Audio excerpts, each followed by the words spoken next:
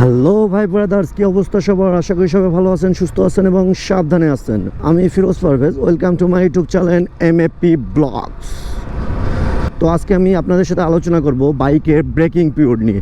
তো অনেকেই অনেক ভিডিওতে বাইকের ব্রেকিং পিরিয়ড নিয়ে আলোচনা করেছে। তো আজ আমি আমার এই ক্ষুদ্র জ্ঞান দিয়ে আপনাদের সাথে শেয়ার করার চেষ্টা করব যে বাইকের ব্রেকিং পিরিয়ডটা কী, আর বাইকের ব্রেকিং পিরিয়ডটা কি কি বিষয় মানতে হয়। চলেন ভিডিওটা শুরু করা যাক।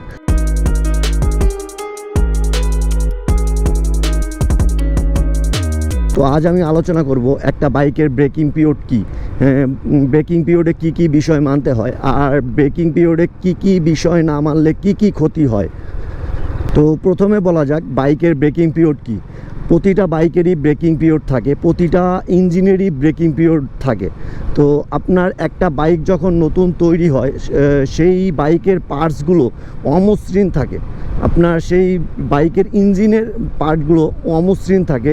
তো সেই বাইকটা আপনার কিছু কিলোমিটার রাইড করার পরে বাইকটার পার্টসগুলো মসৃণ হয়। তো বাইকের পার্টসগুলো যত মসৃণ হবে, আপনার বাইকটার ইঞ্জিন থেকে তত ভালো পারফরমেন্স পাবেন আপনি। এবার আসি, আপনার বাইকটা কত কিলোমিটার পর্যন্ত ব্রেকিং পিরিয়ড মানবেন। প্রতিটা বাইকেরই 2000 কিলোমিটার পর্যন্ত ব্রেকিং পিরিয়ড মানতে হয়, কেননা বাংলাদেশের যে ওয়েদার, বাংলাদেশের যে রাস্তার অবস্থা, সেক্ষেত্রে আপনার বাইকটার 2000 কিলোমিটার পর্যন্ত ব্রেকিং পিরিয়ডটা মানলে ভালো হবে আপনার বাইকটার জন্য। তো এখন বলি বাইকের ব্রেকিং পিরিয়ড না মানলে কি কি ক্ষতি হতে পারে বাইকটার। সর্বপ্রথম যে ক্ষতিটা হবে সেটা আপনার 4-5 হাজার কিলোমিটার চলার পরে আপনার বাইকটার মাইলেজটা কমে যাবে, আপনার বাইকের সাউন্ডটা নষ্ট হয়ে যাবে, আপনার বাইকের ইঞ্জিনের শক্তিটা কমে যাবে। তো একটা বাইকের জন্য অনেক গুরুত্বপূর্ণ বিষয় সেই বাইকটার ব্রেকিং পিরিয়ডটা মানা, বা আপনার ব্রেকিং পিরিয়ডটা বাইকটার জন্য অনেক জরুরি বিষয়। তো এখন বলি একটা বাইকের ব্রেকিং পিরিয়ডে কি কি বিষয় মানতে হয় বা কি কি বিষয় মানাটা আপনার জরুরি। তো সর্বপ্রথম যে বিষয়টা আপনি বাইক রাইড করার সময় মাথায় রাখবেন সেটা হলো বাইকের আরপিএম ঠিক রেখে বাইকটা রাইড করার চেষ্টা করবেন। তো ব্রেকিং পিরিয়ডের সময় আপনার বাইকের আরপিএম 5 থেকে 6000 মেনটেন করে বাইক রাইড করার চেষ্টা করবেন। অনেকে বলে কি ব্রেকিং পিরিয়ডের সময় আপনার 50-এর উপরে গাড়ি চালানো যায় না, আবার বেশি টানাটানি করা যায় না। তো সেরকম বিষয় না, এটা একটা ভুল ধারণা, অনেকেই অনেক রকমভাবেই বলে। কিন্তু আপনার বাইকের 5 থেকে 6000 আরপিএম মেনটেন রেখে আপনি 70-80তেও বাইক রাইড করতে পারবেন, আপনার টানাটানিও করতে পারবেন। বাট আপনার 6000-এর উপরে আপনার বাইকটা রাইড করা ঠিক হবে না ব্রেকিং পিরিয়ডের সময়। তো সেক্ষেত্রে সবাই চেষ্টা করবেন 6000 আরপিএম এর নিচে বাইকটা রাইড করার চেষ্টা করার। তো সেক্ষেত্রে আপনার বাইকটার জন্যই ভালো হবে ভাই। তো এরপরে আসি ব্রেকিং পিরিয়ডে যে বিষয়টা মানতে হবে আপনাকে, সেটা হলো আপনার ব্রেকিং পিরিয়ড থাকা অবস্থায় আপনার বাইকে পিলিয়ন নিয়ে রাইড করার চেষ্টা কম করবেন।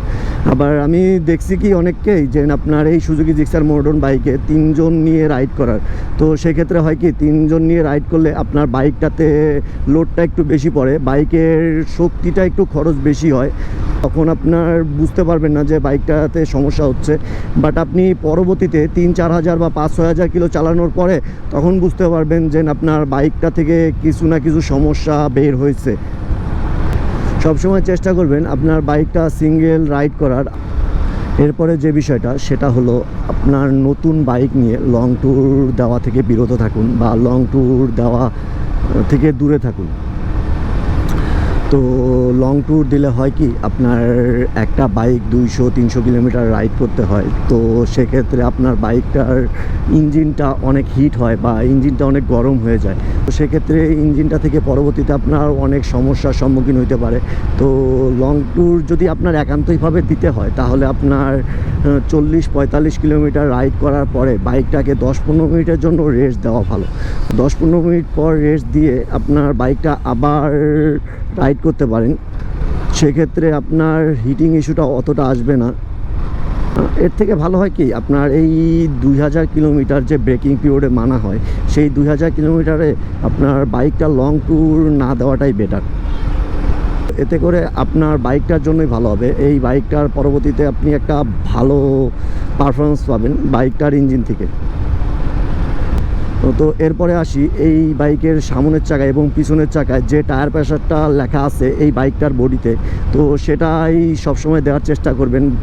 তো এরপরে ব্রেকিং পিরিয়ডে যে বিষয়টা মানবেন সেটা হলো বাইকটা নতুন নেওয়ার পরে যে বাইকটাতে ইঞ্জিন অয়েল থাকে সেটা 400-500 কিলোমিটারের মধ্যেই চেঞ্জ করার চেষ্টা করবেন। এছাড়াও ব্রেকিং পিরিয়ডে যে 2000 কিলোমিটার মানা হয় সেই 2000 কিলোমিটার ভিতরে 4টা ইঞ্জিন অয়েল দেওয়ার চেষ্টা করবেন বাইকটাতে, তাহলে বাইকের ইঞ্জিনের পারফরমেন্সটা পরবর্তীতে ভালো পাবেন আপনি। এছাড়াও আপনার বাইকটার যে প্রথম সার্ভিসটা আছে সেটা আপনার 400-500 কিলোমিটারের মধ্যে দেওয়ার চেষ্টা করবেন প্রথম সার্ভিসটা, তাহলে ভালো হবে। তো এই ছিল আমার জানা মতে ব্রেকিং পিরিয়ড নিয়ে কিছু তথ্য যা আমি আপনাদের সাথে শেয়ার করলাম।